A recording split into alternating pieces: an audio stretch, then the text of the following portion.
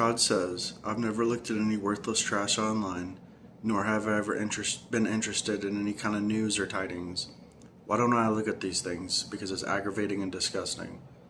Some people believe that once they come to believe in God, they must have a sense of justice, and they often pass comment on and are full of hot air about famous people, celebrities, and politicians.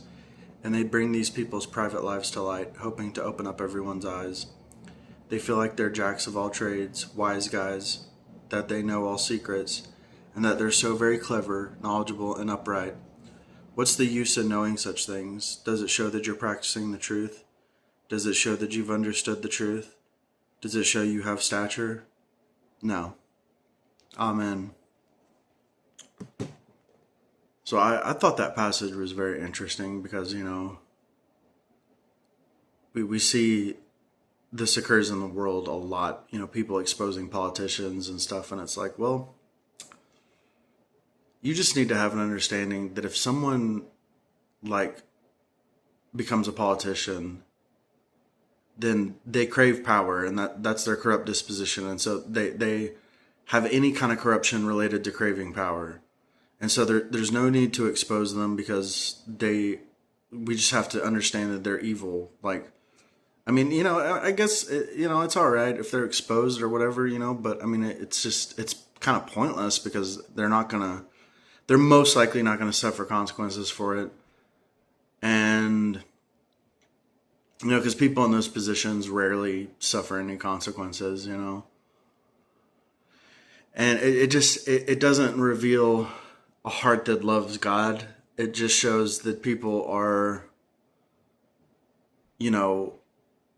curious about what their politicians and, celebrities or whatever, what they're doing. They have this curiosity, and this curiosity makes them feel that they're the good people, And I relate to this a lot. I have experience with this because, I used to try to expose the Illuminati and stuff, and I was very much thinking I was one of the good ones, even though I was very corrupt. And when I was so busy trying to expose the corruption of the government and everything, I